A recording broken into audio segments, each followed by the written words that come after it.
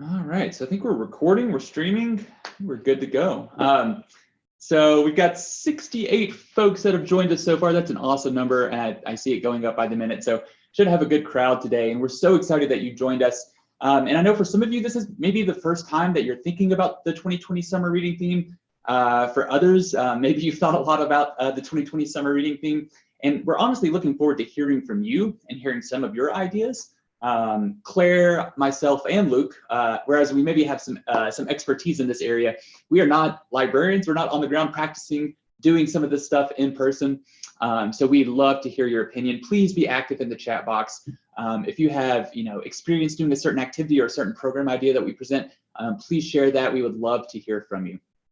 So let's see, a few kind of just housekeeping things. I've said it a few times, but I know we've had some more people join us. There is a link bank with all of the relevant links that we're going to be talking about today. I think Claire is probably about to drop it in the chat box one more time. We will have a post-webinar survey. The Zoom should redirect you to that post-webinar survey. And in that webinar survey, there is a certificate of attendance. So you kind of have to crack a little code to get your certificate of attendance. But if you just aren't able to do the survey and want your certificate, that's not a problem at all. We'll drop that in there as well. So you should have a Zoom toolbar. That's where you're going to be able to access some things like the poll questions, a Q&A function, and that should be at the bottom of your screen or at the top of your screen. So go ahead and take your mouse, hover at the bottom, hover at the top. You should see maybe it has a participants button, a Q&A button, a polls button, and more. So just something to play around with. You can adjust the camera angles. You're not going to break anything, so don't worry about that. That's not true for you, Luke. You actually can break anything, so don't mess with the camera angles too much. But for the rest of you all, yeah, you can drag, you can resize, click on some of those buttons. Let's see, anything else? Oh, yes, when you're in the chat box, please address your chat. You'll see something that says to, and it's by default filled out to all panelists. And we want to make sure our chat messages are getting out to everybody. So make sure that your messages are going to all panelists and attendees. Otherwise, Claire, Luke, and myself will be the only ones to see it. So I think that's most of the housekeeping things. I want to go ahead and jump into some of our slides, do a little bit of an introduction. If you've been to a StarNet webinar before, you probably recognize Claire and I. We are education coordinators here at the Space Science Institute in Boulder, Colorado, where it's supposed to start snowing any minute now. And Claire, I totally just introduced you for you. That's a great introduction. Thank you. Sorry about that. And we're on the professional development team here. So outside of this webinar, if you ever have any, you just want to chat about programming ideas or you're looking for resources, we would love to talk to you and offer guidance and hear your perspective as a practicing librarian as well. And if we'll go ahead and turn things over. Luke, if you'd like to introduce yourself. Yeah, so my name is Luke Kralik, and I'm the organizational coordinator for CSLP. And I am in actually sunny Tillamook, Oregon this morning, and we are not expecting snow probably this year. Wonderful. So Luke joined us last year on a webinar just to prep for that Universe of Stories theme. Definitely a great asset and resource for us all to be able to chat with. And so we're super glad that Luke was able to join us today. So let's see. So I saw a couple of people like raise their hand on Zoom. I don't honestly know what that means. So if you have a specific question for me, if you're like, hey, you're talking a little loud, or can you slow down? If you do want to put that in the chat box, and you can just address that to me or Claire. Or if you have a question, and we will do a little Q&A at some point, you can put that in the Q&A box as opposed to the chat box. It's just a little bit easier for us to see it. So. All right, so we got a jam-packed agenda per usual today. You always get nervous. You're like, oh, I'm not going to have enough stuff for the webinar, enough content. And then you develop an agenda and you're like, oh, I got way too much. So we'll hear a little bit from Luke, hear about what CSLP has to offer this year. And then we'll kind of talk about how you can approach this Imagine Your Story theme with a STEM or a STEAM twist. I think there's a lot of great programming ideas that you can do. And of course, with that literacy connection, I'm sure you all have plenty of ideas. But being the Space Science Institute and StarNet, we want to take a look at it from a STEM or a STEAM twist and talk about some things that you could do with your patrons, and then talk about some bigger picture program ideas and actually take it from a multi-generational and adult programming standpoint. We had somebody reach out to us a couple of weeks ago and they said, hey, are you going to talk about any adult programming ideas at this webinar? We said, okay, we are now. So we appreciate that suggestion, and I think we have some good stuff for you. We're going to highlight just a really simple activity that you can do that is kind of that sharing your story. and an extension to that activity. We're going to demo that for you on screen. And then we'll highlight a few additional activities, just a couple that stood out to us that we didn't want to demo on screen because they would take a while, but we just wanted to bring them to your attention. Finally, we're hoping to set aside about 15 minutes to actually hear from you and hear about some of the ideas that you're planning. If you have thoughts on some of the ideas that we presented or ways to adapt them, or if you have experience with that. So yeah, again, looking forward to you being a part of this webinar today. All right, so we're going to do a little icebreaker poll question here. Let me go ahead and launch this. And just bear with me. So I have launched this poll. It should pop up. If not, go to that toolbar and click on the poll button. Something should be highlighted. So the question is, what superpower would you like to have? Pretty fun little icebreaker. So reading minds, invisibility, flying, teleportation, or hey, I'm a librarian, I already have a superpower.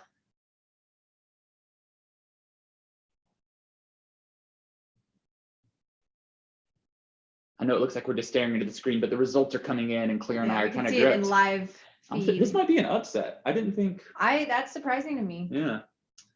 So although that is the one I would choose too. It is? Okay. Yes, absolutely. The suspense. We'll give you guys about 15 more seconds to vote.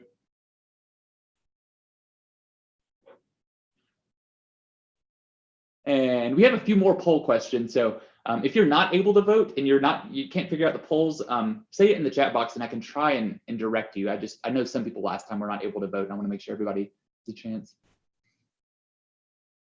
So let's go ahead and launch these results. All right, so these should come up on your screen. Teleportation with the upset. I really thought flying was going to be the answer, but it is not. I'm all about that. I work in Boulder, but live in Denver, and the commute is killing me. So if I could teleport, my life would be so much better. And well, you all are, transportation is too expensive. That's right, that would really cut down, yeah. So for those of you, if you're not able to respond in the poll, I know sometimes if you're opening on browser, or maybe if you are on your phone, it might not have the same functionality. You can throw that answer in the chat box because we would love to hear your perspective too. Okay, so teleportation, Claire, that's good to know when we have our $1 million idea. All right, the next poll question, really simple yes or no here. Is your library participating, is your library participating in the 2020 summer reading theme? Just want to get an idea because maybe some of you aren't following along with that summer reading theme, but you're still looking for ideas.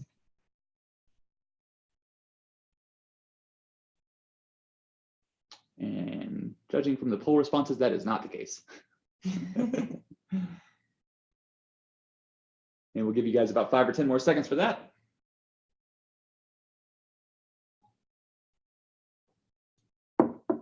All right. So we'll share those results. You can see the majority of folks are participating in that summer reading theme.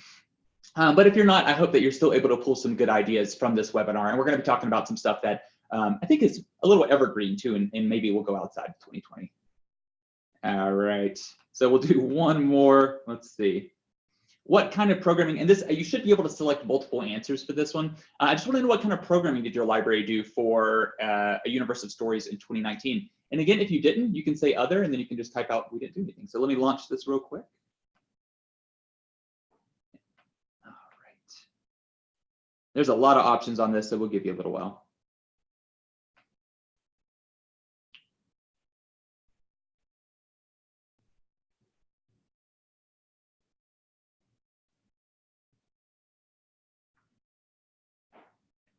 Almost all of them.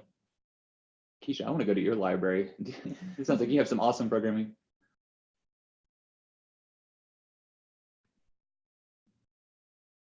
Makerspace camp in our makerspace. Oh, that sounds awesome. Claire, do you think it might be possible, whenever we share this one, could you screen capture this? Sure. I would love to see these results. We also had STEAM programming. Okay. Wow. So Tara says hands-on, guest speaker, space theme, story times, crafts, musical performances. Sounds awesome. Cassandra says we did a Jeopardy night with the tweens, virtual reality universe sandbox. We have a bunch of rock stars on here.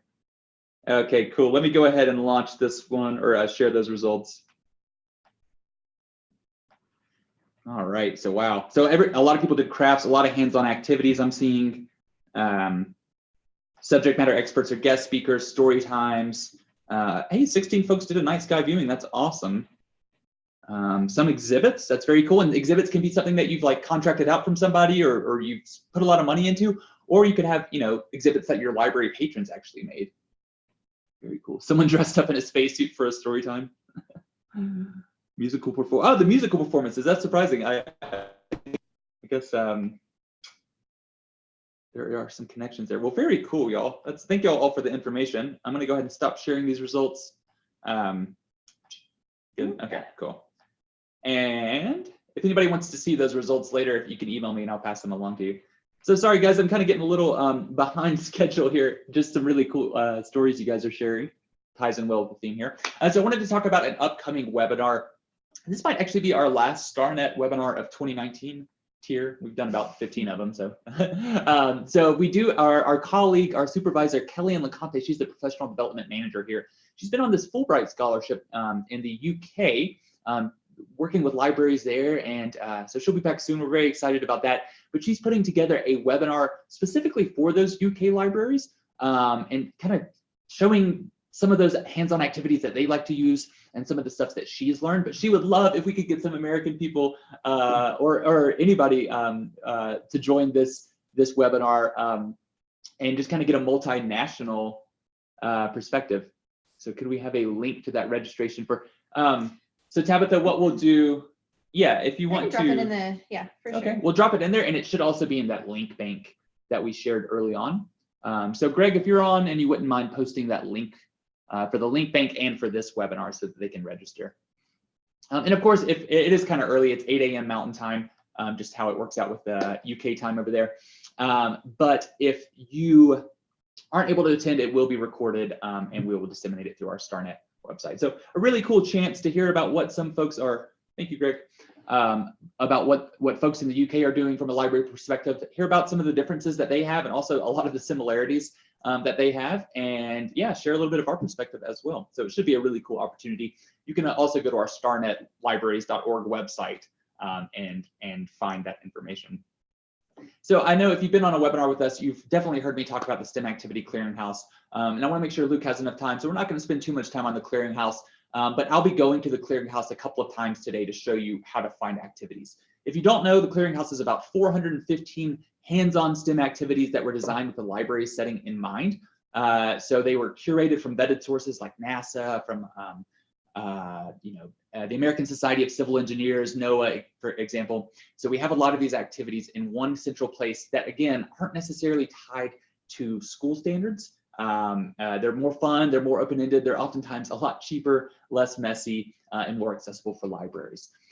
So again, we have, that is a whole different ballgame. We could spend an hour talking about the Clearinghouse, but we do have some specific collections where we've put hands-on activities that we think theme together well. So we have an Imagine Your Story collection that you can go to the Clearinghouse and you can check out. And it's just, gosh, I don't know, maybe 10 or 15 activities we pulled from the Clearinghouse that we think kind of tie in well with that theme. And they're things that you could do alongside of your other programming or with your other programming. All right. So with all of that being said, I want to turn things over now to Luke, who already gave himself an introduction. And sorry, Luke, we just pulled this headshot from somewhere on the internet. I'm just glad I'm not wearing the same shirt as I am in the photo. So that's that surprise photo. You just never know. So that's true. Yeah, so I'm gonna go ahead and share my slides, share my screen right now. Yeah. Oh, I see. Okay. Yeah, so I'd just like to just jump right in here. And thank you for the wonderful introduction, and thank you for having me here. I'm going to try to do this. Are the slides up on screen there? Okay. Yeah, so oh, I can't wait. So Imagine Your Story is our 2020 theme, and I'm so excited to be already started talking about it. And I'm so glad to see that we have so many participants who are already here and excited to kind of start laying the groundwork for 2020. So before I just kind of jump right in, just well, I hope I'm going to jump right in. Oh, I'm worried. But I do want to just jump right in and just give a quick introduction on what is CSLP, just for folks who are new, so CSLP is the Collaborative Summer Library Program, and we're made up of volunteers from all 50 states, and we in fact have 46 states that are full participants. The other thing that we have is volunteers from 6 island nations that also participate, and every year we come together and we put together, the summer reading theme, we get the artwork, and we put together our programming manual. Um, and just real quick, like our mission is to empower libraries to foster community. And we think that, and as everyone is well aware, like summertime is an outstanding time for libraries to go out there and connect, play a large role in their community, and really bring folks into the library. I know I was a children's librarian for a few years and a public librarian. And that was our time when we saw more folks than we would see throughout the rest of the year there.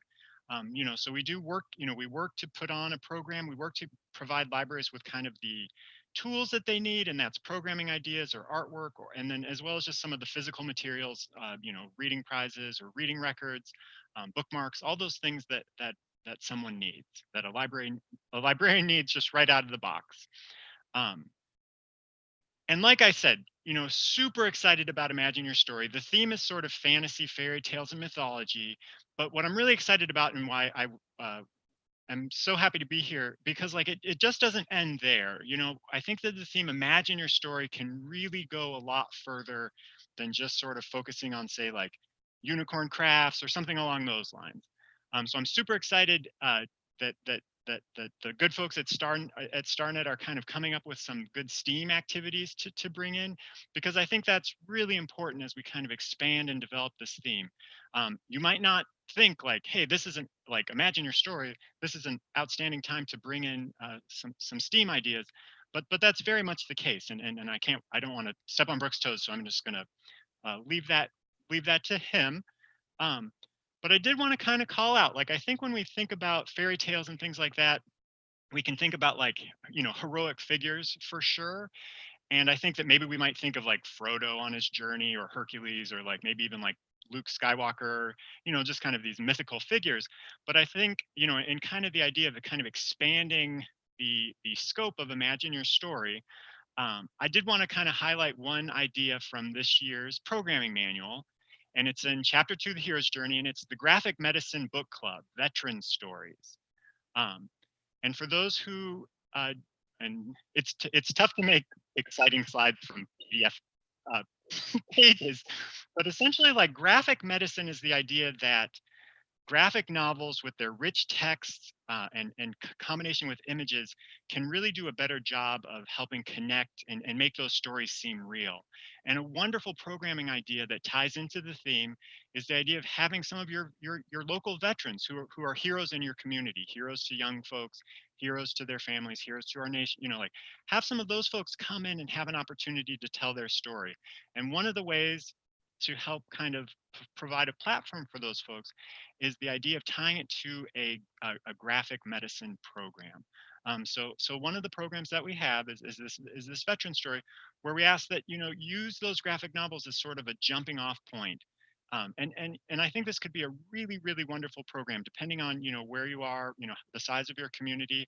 These could be great grandfathers coming in and talking about their World War II experiences. These could be young, you know, I mean, I'm 40, so like they're young to me, but young veterans coming back from our current wars, having an opportunity to connect with their community, using your summer programming as a way to, develop those connections to your communities, and help help those folks, um, provide a platform to connect. And I could see this program, if you did kind of develop it, because there are plenty of graphic novels dealing with our recent conflicts and things like that, and it could be a wonderful opportunity to, if you have a large veterans community, it could be a jumping off point for a program that does develop into a regular book club that meets, or something like that. So that was one of the ideas that I pulled from this year's manual, to just kind of highlight how, don't just think in terms of, like, we've got the fantasy fairy tale theme, but those broader themes and sort of those archetypes and things like that can really expand out. And I think that it's a wonderful opportunity to help expand your programming in general. Like, this might be something you haven't tried before. And I would like to kind of use that as the jumping off point to help increase the STEAM programming that you're also providing. So I think we're looking at another really rich programming year. I got nervous and went through my presentation so much faster than I had anticipated. So I think I'm going to turn it back over to Brooks, but I'm just super excited. Like, I think we've got a real rich foundation here for everyone, and I can't wait. You know, I do the CSLP newsletter, and one of the things I ask is for folks to submit their photos and stories so that I can put them in.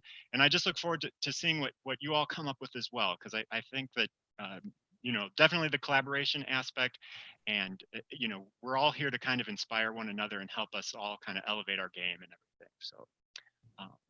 I'm going to stop sharing my screen there, and I would just like to thank everyone. Yeah. Awesome. Well, thank you, Luke. We're again, it's always a pleasure to have you. And I think actually we could do a few minutes of if anybody has questions specifically for Luke that like Claire and I might not be able to answer, and you wanted to put those in the chat box or in the Q&A function. I think we could do a few minutes of that, and we'll do a bigger Q&A section at the end. But if there's just something that popped up in your mind that you want to get in there, we'll give you a few minutes to put something in.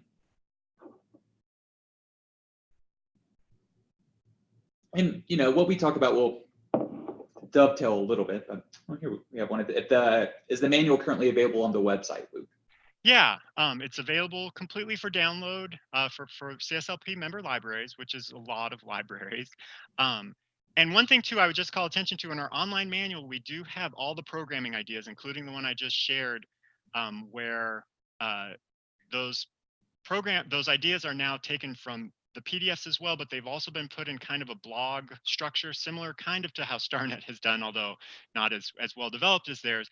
But we are encouraging libraries to kind of comment on these ideas to help expand either the scope or share some of their stories of how, you know, I mean, we've all tried. Anytime you try to adapt a program, you have to kind of make it work for your, you know, local community or just sort of the resources you have at hand or the space consideration. So we are asking for folks to kind of comment on those as well. So that's kind of an exciting development. And we have one, if we could repost a link to the NNLM site with graphic medicine. So Luke, if you wouldn't mind doing that at some point. Yeah, I will pull it right out of my slide presentation right now. Awesome. Thank you. Yeah, it's a bummer you can't click in onto the screen. Our old platform, you could do that, but so that's, I guess, why we do the link bank. Let's see. So yeah, if anybody else has any questions.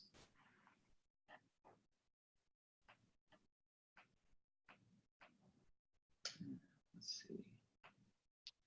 Oh, I see we've got a heavy question for me here. You know, that's super in development, like for, I think it's Ken, you know, that kind of came to CSLP's attention just earlier this month, and it's just been kind of a scramble. So I hope that there will be, but just right now, like I don't have anything at the top of, you know, anything prepared for today's meeting or webinar. Mm-hmm. And we have one in the Q&A. Oh, sorry, Sandy, I'm not sure when you put that question in the Q&A. Luke was just answering a question about whether the manual is currently available on the website, and it is. And then we were reposting a link to a site with the graphic medicine. So let's see. And then Luke, are you able to stick around for a little bit? I do. I've got about, yeah, like about 10 more minutes, and I would love to stay around longer, but I do have to kind of leave in about 10 minutes for another meeting. It's busy times at CSLP right now, as you could imagine. So Luna's putting something in here. She says, if you search the EdWeb archive of webinars, there are several classroom interviews with veterans that took place over the last year. Becoming a member is free, and then you can watch the videos. Luna, if you wouldn't mind finding just like that sounds awesome. And if you wouldn't mind sharing that link in the chat box, I think everybody would benefit from that. That sounds really great. And of course, I know of some like NASA video resources where they're interviewing, you know, engineers or astronauts or scientists or engineers, and I said engineers twice, that are working on different NASA projects. So those are really great too if you want to hear the stories, especially if you want to. There's some specific ones I can think of with, you know, women engineers or women astronauts that they're talking about their experience coming up in the scientific community and how they kind of overcame some boundaries. So yeah, and I will say also, this hopefully is not the only webinar that we have on this theme over the next couple of months too. So we'll expand on a lot of these ideas. Very cool. So Luke, I'm going to go ahead and pull our slides back up. You're welcome to lurk as long as you can and answer some questions in the chat box. If you had your contact information up, if you wouldn't mind putting your email in there if anybody wants to reach out with any questions or anything like that. Yes, and I apologize for having to kind of duck out, but please, please send me an email. I can't type and talk, but yes, it's just lovely. Please, I can't wait to see what you all come up with this year. I hope everyone has a super, super successful summer this year. So I'm going to sign off to go to another meeting here. But thank you very much. Yeah, thank you so much, Luke. Thanks, Luke. Always great to hear from you. All right. So I want to talk a little bit about, I think that you all are well positioned, of course, with this, imagine your story, that literacy connection.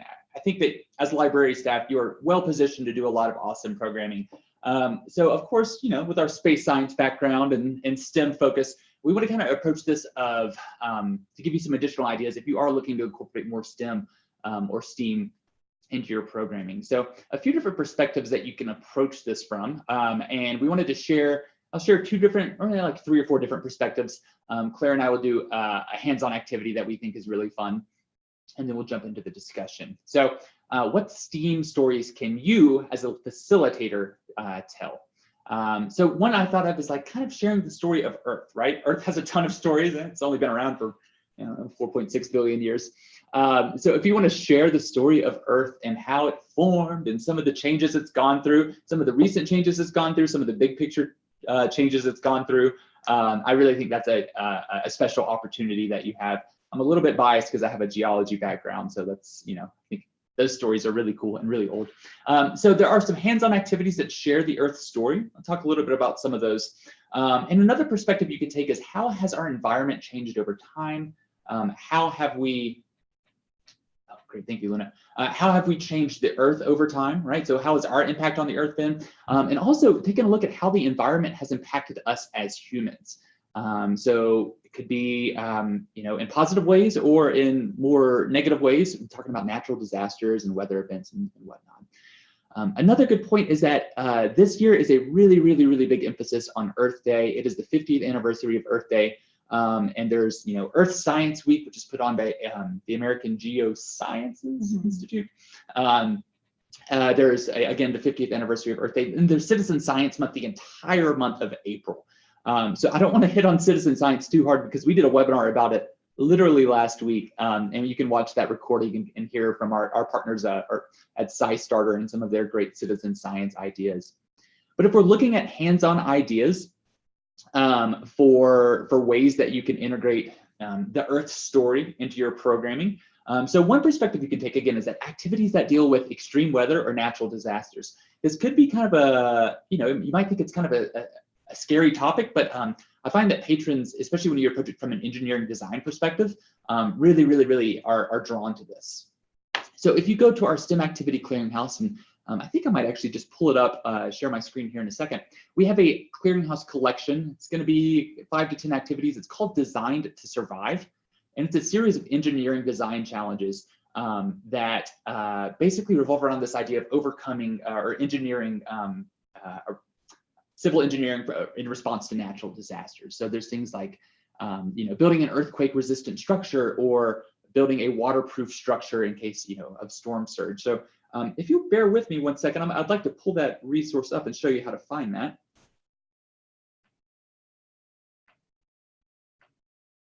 And if you do decide to incorporate weather and natural disasters into your programs, you can even add a service project, making a kit to send to a community that might have recently been hit by something. So that's a good idea. Great tie-ins for that.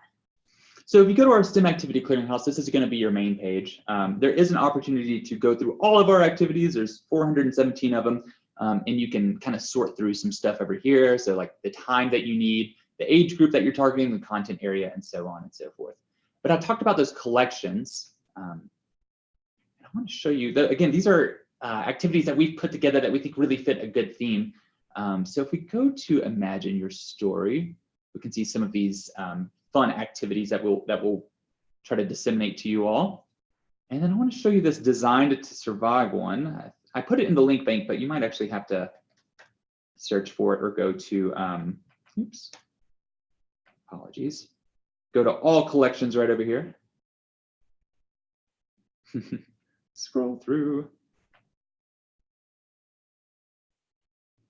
And here we go. So these again are our, these are engineering activities, and they kind of go around this idea of engineering to you can't really prevent disasters, but to remediate the response of disasters or the impact. So Windy City Tower is a great one. It talks about how you can build to combat high wind speeds, hurricanes, things like that, surviving storm surge, waterproof the roof, edible destruction, mini landslides. So yeah, actually only 5 activities on there, but lots of good stuff. So let me go ahead and stop sharing, pull up.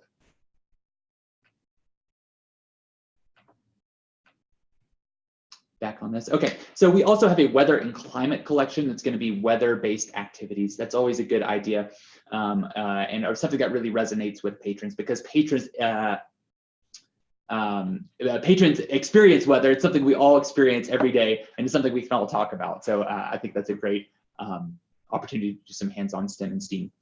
Citizen science activities, again, this is a great way to actually, learn about the story of Earth, learn about the current story of Earth, and help scientists that are doing research.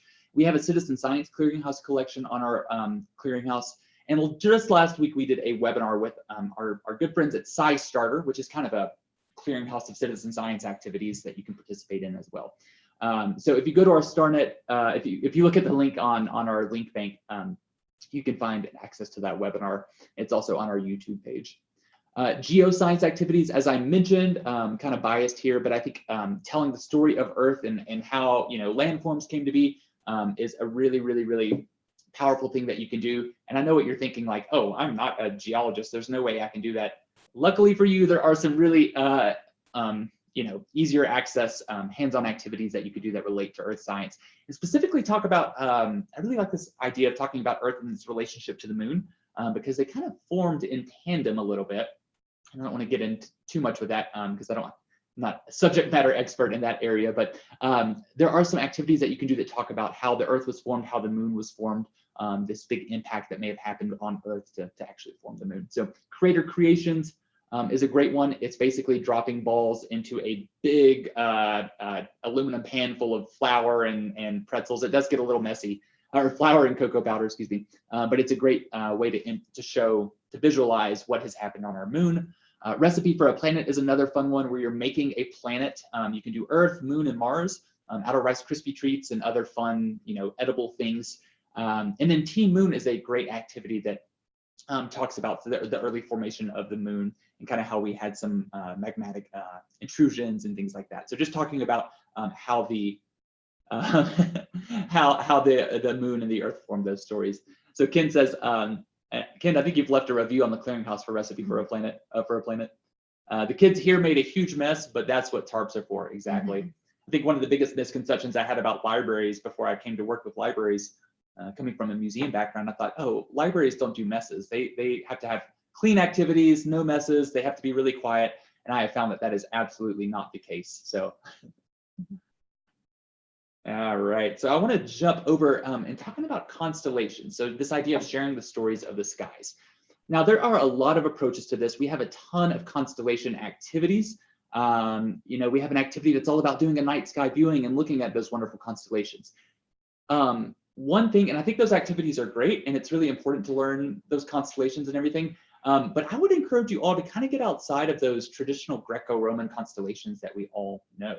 A lot of other communities and cultures have important constellation stories that, kind of, maybe some are originating stories or stories about their ancestors and things like that. And so I would really encourage you all to consult with like those indigenous groups or those different cultures in your community and hear about what are their constellation stories. How do they interpret what they see in the sky, and put those stories on a platform if they're willing to share them, and just kind of bring some more diverse perspectives to the table. So this is a great example, and I took this from my colleague, Annie Holland, who's spent a good bit of time in Hawaii. But if we were to look at this constellation, we might know it as like Scorpio or, right? I think that's, yeah, Scorpio, okay, thanks. Yeah.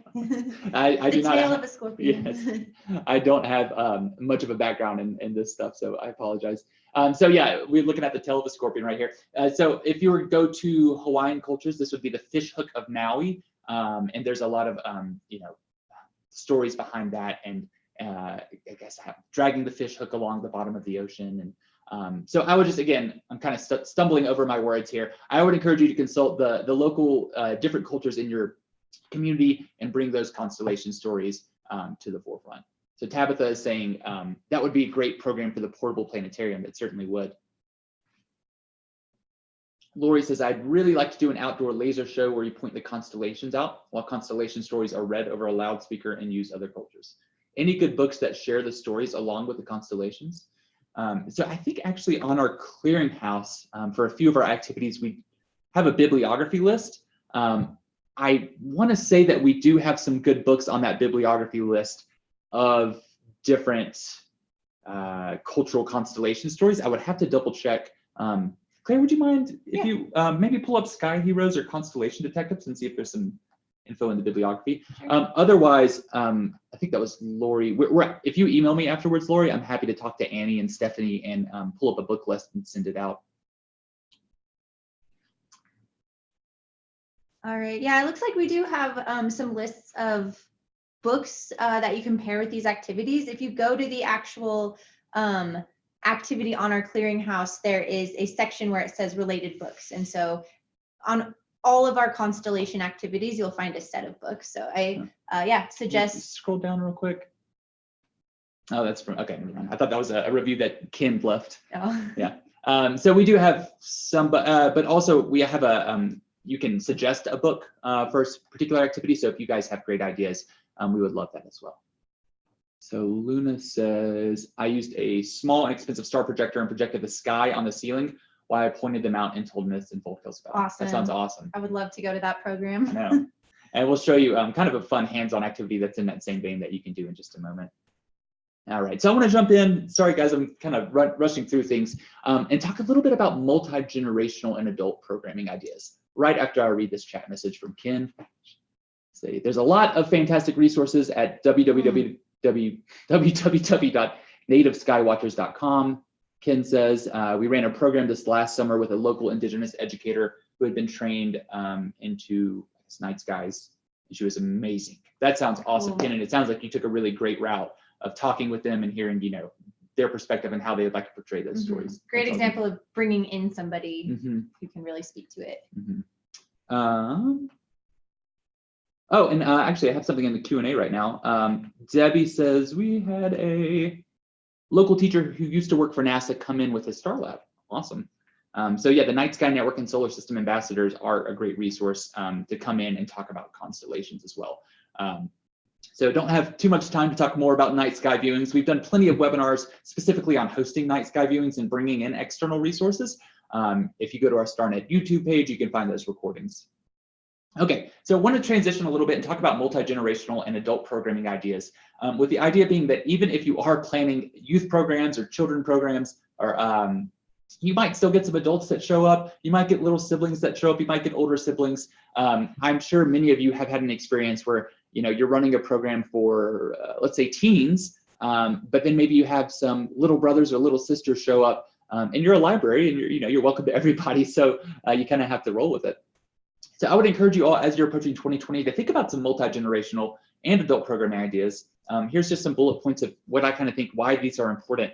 So I think you get higher attendance numbers, like adults are going to be more likely to come to an adult program if they can bring their kids and grandkids. And I think that works vice versa as well. Plus, the library is a family setting and parents can't just leave their siblings at home to go to the library. You know, if you're taking somebody for a coding middle school club, you probably have to bring the 4-year-old kid too and find something for them. And I think one of the really great things about libraries is it's one of the few community spaces where all ages commingle, right? We're not separated out by age groups at the library unless you have different sections, but we're still all in the same building. I also think intergenerational programming helps reflect the image of libraries as the heart of the community, right? Kind of as that community living room. And I also think it's really important for patrons, different generations of patrons, to learn about each other and to hear their stories of what life was like back then, what life is like for a youth or a senior now. I think there's a lot of connections there. And also multi-generational programming really kind of structures that family time. And a lot of times that's going to continue after families leave that program and head back home. You know, maybe they're having dinner that night and they're talking about that fun constellation activity they did. Oh, Laurie, that probably. Yes, it is. Yes, it is. Yes, we sent it to our NASA ML library partners. It's our Mars map. Yep. So again, just a few important things about multi-generational and adult programming. I want to talk a little bit about some ideas, really, really basic. The idea of doing a trivia night at your library. So you could do, some of you might do trivia nights already, but I think it's a really cool family activity. You can do like a section or a 5-minute trivia section specifically for the kids. So maybe you're talking about a story that the kids really know well. I don't know, like Frozen or Polar Express or something like that. And then you could do in between, kind of sandwich that with a trivia section that's maybe more adult stories. It sounds weird. You know what I mean? Like, so maybe like adult popular fiction that's going on right now. So you could do some trivia questions and just sandwich those so everybody has an opportunity to participate. You could give out books to CSLP swag as prizes. And just my suggestion would be to kind of keep it short if you're going to do this as a family program and to do it on a regular basis. So maybe it's every other Tuesday night or the first Tuesday of the month or something like that. I just think for families, they are easier. Family nights are easier to plan around when they're regularly scheduled. So Angelina says, we've had some success using Kahoot for trivia nights. If anyone is looking for a resource rather than constructing all of it yourself. Yeah, Angelina, that's a great idea. I haven't heard of Kahoot, but I'll have to check that out. I know it can be pretty daunting coming up with all the trivia questions. I took this idea from a ARSL presentation I saw at the Association of Rural and Small Libraries from a librarian named Jenny Schwamp. She's going to be joining us for a webinar sometime in the spring to talk more about multi-generational programming. So I did include that link, some of her resources in that link bank. And I guess now would be a good time to go ahead and drop the link bank back in there. Yeah, we'll have to check out Kahoot. That sounds really like a nice resource. Is it free, Claudia and Veronica? It is. Okay, very cool. Okay, and lastly, this is something I've talked about quite a bit, especially if you're an asset my library partner library, you've heard about this. This idea of doing community dialogues. And this is more, again, not as much of a program, but kind of a strategic direction. Community dialogue is when you bring really key players in your community to the table to talk about issues that are really, really present and really important. And so it's not just bringing in the high players, you know, like the mayor and the city council person or whatever. It's about bringing people that are actually connected to the community and have their finger on, you know, the pulse of the community. So maybe it's like a crossing guard that works at the elementary school, or a barber, or the guy that sells hot dogs to everybody downtown or something like that. So people that really know your community, bringing them in to talk and to talk about the problems that are big in your community and directions you can take. So it is kind of sharing your stories, but it's an opportunity for you to hear everybody's stories that maybe you haven't heard before. Greg and Claire, you're like-minded. Okay, and so I think this is the last one I want to talk about. Now, I'm really interested to see if anybody else has any experience with this. So there is this idea of doing a human library where you're checking out a human. In this kind of similar vein of the idea of doing an oral history project. And I do not have experience doing a human library. I've heard presentations about it. It sounds like a really cool idea. But the idea is, instead of checking out a book, you're checking out a person. You're renting them for an hour and you're having a conversation in a safe environment. And that's for, you know, everybody's good. And I've seen this done a lot of times with people that maybe just you wouldn't normally connect with in your community. So maybe if you have a big immigrant population in your community and some of those folks feel comfortable talking to other members of your community, you could bring them in. Or just, you know, people from different generations, people from different age groups, maybe veterans. Oh, Courtney, that's awesome. Courtney says her branch has done it the last 2 years. It's a lot of work, but really awesome. We do it for Diversity Month. Very cool. Oh, great. Darnice says their system has done it for 2 years ago, 2 years in a row. Oh, maybe you're with the same system. Okay, gotcha. Yeah. So there is a toolkit available. I put that in that link bank that was just shared again. And I'm actually forgetting the name of the organization that it comes from. Would you mind? Sorry, Claire. Sure, no worries. So there is a toolkit. There's a lot of other libraries. There's a lot of examples that have done it. So that comes from the Access. Yeah, I want to say it's like the Ontario Library or something like that. But anyway, I would encourage you to check that out. I would be happy to talk to you about your experience with that. I haven't done one of these myself, so I wouldn't. I would just love to hear your perspective of how you would approach it and how you would. Let's see. So also, I put this poster on the bottom right. I wanted to talk about this idea of doing an oral history project and having patrons share stories that are important to them. And this really kind of brought me back to my first ever job. I started out as an intern at a history museum in Tuscaloosa, Alabama, the Mildred Westervelt Warner Transportation Museum. It was a great job. I really enjoyed working there. But while I was in Tuscaloosa, we were hit by this really, really bad tornado. It unfortunately, a lot of destruction, a lot of loss of life in our community. It was really, really impactful for everybody that lived in Tuscaloosa and everybody that lived in Alabama.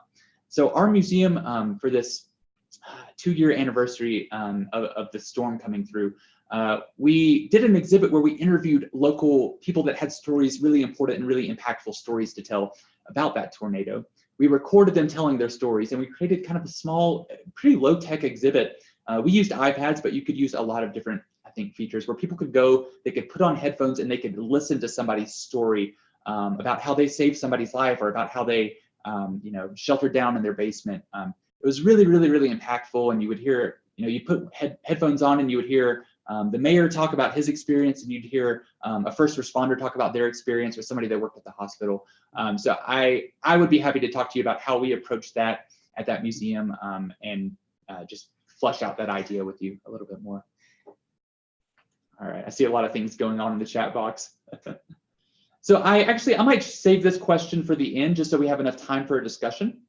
So I will I'll bring that back up in just a minute. But yeah, we just wanted to do a couple of hands-on activities that really relate to this theme.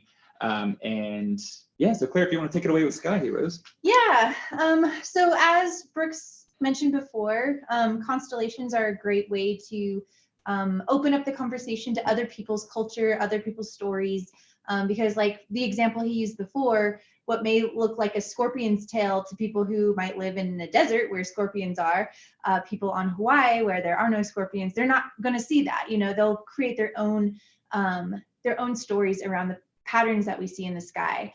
So this is a really fun way to discuss that. Maybe invite the people who are participating to share what their favorite constellations are, or traditional stories they have about the night sky. And then it's a time to kind of make us, our own people who create new constellations. So it's really fun. You get to have a image of the night sky. And should we turn on the other? Yeah, sure. We're going to switch to the other camera view so you can see close up this activity. But basically, you tell your patrons, let's pretend that all of the constellations have been erased and it's time for us to create new ones. And encourage your patrons to think about a hero that they have in their life. It could be a fictional character that's really got them through, Fred Rogers or something like that. Or maybe it's someone in their family, maybe it's a political leader, but really dig deep. What are the people who are the people that you look up to? And then once they've chosen their hero, give them these worksheets that come with the activity. And you can get different skies. So I chose the autumn sky heroes star chart, but there's different versions for summer, for spring, for winter. And then basically it's just to connect the dots. So I'll show you mine and then tell you my story. So this is actually a picture of my father. It's hard to tell, a little abstract. The defining feature is this right here. This is a mustache. My dad has always had a mustache. My mom never has seen him without a mustache, and they've been married for 40 years. So that's kind of his defining feature. But the reason why he's my hero is he's had such an interesting life. He grew up in a mortuary. Actually, his father, my grandfather, was a mortician. So my dad grew up with dead bodies in the same home that he lived in. And then later he became the ambulance driver for the town. And yeah, so kind of grew up with death. And then he decided to devote his career to delivering babies. He's a family practice doctor. And so half of his life, was, well, actually, his early years were surrounded by death, and all of his later years were surrounded by birth. And that's given him a lot of wisdom. And he's just an incredible role model, a very empathetic man, really has just done a great job raising me and my 4 siblings. So he's my hero. And so I made a constellation for my dad. I made another one, and I want you guys to guess what this is or who this is. So I'm going to show this, and you can just type in the chat box if it comes to you. What does this remind you of? Mickey Mouse, Veronica, you got it. You were nervous nobody was going to get it. I know, I was like, did I draw it right? Yeah, I don't know. Walt Disney has been a major influence on storytelling, and yeah, just Disney Plus just came out. So if you guys are all hyped about that, I just thought this would be a fun one to share. And now Brooks is going to show what he just created. Okay. So let's see. Can anybody see what this is? Let me hold it a little closer. Great hero.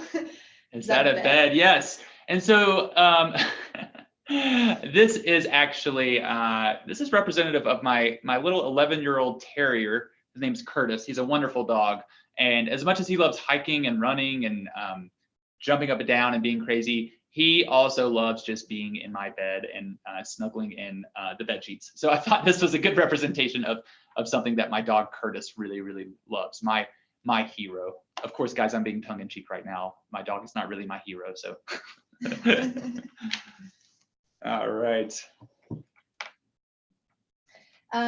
Yeah, that's a really cheap, fun, easy activity. It is on our clearinghouse, and so you can find that on our link bank. So I'm going to show you just really quickly. I realize we're running out of time. I want to make sure we have enough time for discussion. An extension you can do to this activity called Star Power. And in essence, you are creating a little star projector box. Okay, so really easy, something you can do basically for cheap. I'll show you the ones that our colleague Beatrice created here. You see the NASA sticker on it. She used some small square box. Maybe I'll do it over here. Yeah, you can use a shoebox. You can put together a box with leftover cardboard. Yeah, super. You could use a shoebox, works really well for this. And you see on one side, she poked a hole in here and created a little viewing area. Okay. On the other side, got the NASA sticker up there, of course. She created, it's going to be a little bit bigger of a hole, so it's kind of a window. And then you just put a piece of tape over it, or you could do some aluminum foil. But I think that duct tape actually works pretty well, right? So a little bit of duct tape over that. Now what we're going to do, we poked holes in here. You want to do it in an inverse way that match up with our constellation. So if we had plenty of time, Claire, we could do the Mickey Mouse or your father or this bed on there, but we've already pre-made this one. So let's see, I think this is Canis Major, right? That's the one she did. So we have the constellation on the side. We've poked holes in an inverse way. I just mean that it's kind of like a mirror. It shows up backwards on here. And Claire, do you think you could cut the lights? Let's see if this actually comes up. It was showing up in my office, but I want to make sure that, see if everybody else can see it. All right. So for this, you're going to want to use a single LED bulb. If you have a really high-powered flashlight with a lot of LED bulbs, it's not going to work as well. So let's see here. Can you kind of see it on the? Oh yeah, you can kind of see it there. It's going to be hard to show up on camera, but it's projecting a constellation on our on the table right there. So it will show it better. You can tweak it. You can use, somebody's saying they use toilet paper rolls. That's a great, easy way to do this. So it's just basically a simple star projector. Modeling a high light pollution area. That's right. And there is actually, there's an extension to this activity that talks about light pollution. So it's an extension to an extension. But yeah, there's a lot of easy ways to do it. It kind of reminds me of, you know, in the eclipse when everybody was doing the DIY eclipse projectors. It's kind of a DIY constellation projector. All right, so super simple. We do have a how-to video for that one. And we've showcased it on a webinar before, but. All right, so Claire, we are getting short on time. We'll just talk about these two activities really quickly. If you go to our clearinghouse, an activity we did just last week, so we didn't want to highlight it again. It's called Who Dirtied the Water? And it takes a look at your town's history. It allows you to create a story of maybe how your town's water source has changed over time, whether it's been polluted by different factors. So again, that's called Who Dirtied the Water, a role-playing activity. And if you look at the webinar recording from last week, we go over that activity in detail. And we created a story for here at Boulder. You can create a story for wherever you live as well. Another activity, two activities that we actually have are green screen activities. So if you have a green screen at your library, if it's something you've done before, we have activities where you're basically creating like a travel or a script for a travel commercial or a script for a weather report. And then we have another one that's kind of Mad Lib style. So you're doing a weather report from Mars or from Earth or from the moon. And yeah, so Angela, we do have a green screen app called Space Stage. I don't think it's going to be available on all platforms though. So if anybody else has a green screen app that they use that's free and open source or available on Android and iOS, I would love for you to put that in there. Yeah, and you can buy an expensive green screen, or sorry, you can just set up some really thick felt. Yeah. So Angela, I'll check too and see what's available. Ours is called Space Stage, but again, I don't think that's available on all platforms. So I don't want to promote it out to everybody. Chromavid for Android. And Angela, you can do both for sure. I believe the Space Stage, or excuse me, the weather report and the travel skit activity are a video.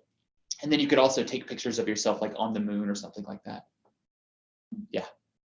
Sorry, I would spend more time on that, but I want to make sure we have time for discussion and to hear from some of you all. So for those of you, if you do have to jump off, Greg, if you wouldn't mind putting the survey and the certificate of attendance link in the chat box. But for any of you that don't have to jump off, would love to hear, kind of turn things around and hear from you.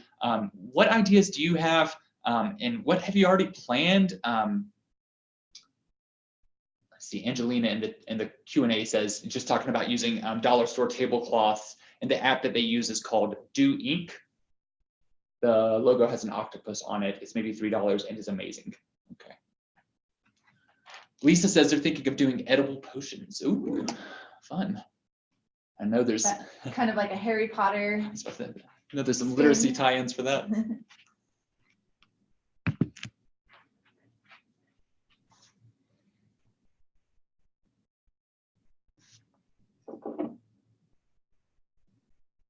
Augmented reality sandbox. Wow. Oh, cool. Yeah, it's great to reach out to your communities, and you guys, I know you all already do this, but yeah, that sounds awesome, Julie. So Julie, is it going to be putting images? I've seen this in like a GIS context of where you make a mountain with the sandbox and then it projects it on a screen, but is it going to superimpose things on a sandbox? I've used one in the past where there's like light coming from above, yeah, and you can make mountains and valleys, and then if you put your hand up, it'll rain and go through all the light is the rain, and it will like kind of fill up the depressions that you make. I don't know if it's something like that, but it sounds like it could be. Mm-hmm. And interact. Okay, very cool. That'll be a lot of fun. Yeah. I said we do have an activity on our Imagine Your Story that's a build your own planetarium that is very intensive, and it's less of an activity you would do with your patrons unless maybe you had a good teen or tween group. And yeah, you're building a planetarium out of like tarps, trash bags, fans and things like that. I have not tried it. I probably won't try it, I'll be honest, because that's like a 3-day project. But if anybody does try it, I would love to hear about how that worked for you. Gotcha. Sounds cool, Julie. Lisa says she's thinking of making dragon eggs. That sounds awesome. I do not know how you would go about doing that, but that sounds really cool.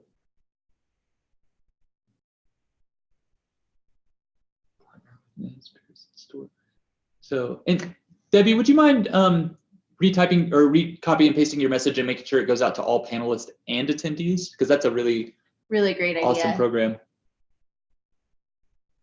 And I'll just talk it out. Debbie was saying she's going to partner with a historical park and the rangers from that historical park to do stories from a local tribe and also some constellation stories. That sounds awesome. Thank you. So Ken is saying we had a really successful round. Thank you. Building lunar habitats. I think it's called actually Build a Moon Habitat. Last year using cardboard boxes and so forth, and it led to a lot of interesting impromptu skits and imaginative play among tweens. Yes. So we might run that again with a bit more structure. Yeah. Cinderella Around the World program and trying to figure out how to steam it up. Ah, so you could have them maybe, Darnice, like build their own, I haven't seen Cinderella in a while, but build your own like carriage or something like that and see if it would be an engineering design challenge. Yeah, yeah. Or like, you got to make a shoe that fits this particular foot or something. That could be fun. Lego BattleBot tournament, local planetarium. Oh, you guys have such good ideas. They're going so fast. I'm actually going to stop sharing my. There we go.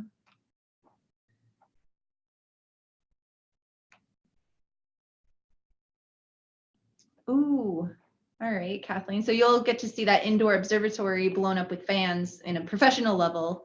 That'll be awesome. Yeah, and I have seen, pre-made ones that you blow up with fans that work really well. It's just piecing things together with duct tape makes me twitch a little bit. Ooh, historical European martial arts. Wow. Yeah, so let's see, we have one here, and just if anybody's on YouTube and can't read these chat replies, somebody's saying we're hoping to have somebody from the historical European martial arts folks come out and do a presentation, and maybe a local archery instructor do a session on archery. Engineering with fairy tales. Three Little Pigs House, Rapunzel's Tower. That's awesome. Oh, that's great. NASA has an activity for building a geodesic dome with rolled up newspapers. We did that one year as a program where the participants helped build it, then played in it. Very nice. So local LARP, what does LARP stand for? It's live action role play. Live action role play, right? Groups may be open to come in and help with crafty makerspace things. I'm definitely going to try an I Survived tie-in. Nice. We do have Ozobots and Spheros, so I suppose we could dress them up as Minotaurs and have kids code them through a maze. Bridge building with the 3 billy goats gruff. Great STEAM tie-in. Yeah. It's refreshing to me to see, I feel like it's based on some of these responses, people they're giving a pretty broad interpretation to this Imagine Your Story. Yeah. And that's what I love about the theme. There's so many things you can do and so many ways to tailor it to people's interests and literary interests. It really is, yeah, a lot of stuff we can do. As where last year it was really space focused, and I think next year is going to be really animal and animal story focused. This one's gives a lot of room for interpretation. Huge range. May the 5th program. Adults, 4-week session about bees, ending with brewing mead, and possibly a tasting with local beers or bars at local bars. That sounds like something I would love to go to. Yes, site visit. Yeah, we may have to do a workshop out there when you're running that. Lori is one of our NASA at My Library partners. Awesome. Yeah. We're moving to Lori's area. Yeah. Middle of Nebraska. Well, awesome. Yeah, Jill. And Jill, I have a little bit of experience messing around with some of these tech tools and talking to other libraries. So if you are looking for some suggestions and you want to give me a call or shoot me an email, I'm happy to talk to you. There's pros and cons for everything. Well, everybody, I want to, I know it's kind of getting towards the end of the day for some folks. Yes, do not. That's not a multi-generational program. No, do not do that. 3D paper crafts. So Carol's saying we do 3D paper crafts with our teens, and next summer we were making a unicorn, a dinosaur, an ogre, a castle. We're still looking for 3 more to make. Whoa. And Lori, she says she has a friend who works at restaurants in Denver, might come out and do a food and wine pairing with honey. Wow. Yeah, we're not too far, I guess, from Nebraska. Yeah, we're our neighborhood. We're close. Awesome. Well, some great ideas in here, guys. We will, so as I mentioned, you'll be redirected to a survey after I close this out, and then the certificate of attendance is in there. If you, for some reason you can't find it, you can email me and I'll happily send it to you. If you aren't getting a chance to say your awesome STEAM programming idea, please put it in the survey because we do read those. And it's just going to get, help Claire and I as we approach helping you guys professionally develop for this 2020 summer reading thing. So just to give you a heads up, we are probably not going to do any more public webinars in December. Claire and I and Kelly might be on a few other webinars from external organizations that we will promote. So Margaret, you're asking if I can share program ideas in the survey. You can share program ideas in the survey, and you could put that under the any other feedback section. There's not a specific question for it, but and then I could share those out maybe on the next webinar. But in January, we have a we have an external group coming in to do a webinar about diversity and inclusion and equity in the library setting and how we can all kind of get over some of our implicit biases. So look for that registration to launch really soon. We're really, really excited about having some people with expertise in that area come on. Later, we're going to be doing a multi-generational programming webinar. We're going to be doing another Earth Day, kind of Earth Science Week webinar. So a lot of stuff coming up in 2020. We're really excited. So thank you all for joining webinars all year long. You made this a great, really successful 2019 StarNet webinar series. And we look forward to seeing a lot of you in 2020. We'll see most of you probably before then online. So yes, yeah. Until then. Thanks, guys. Bye.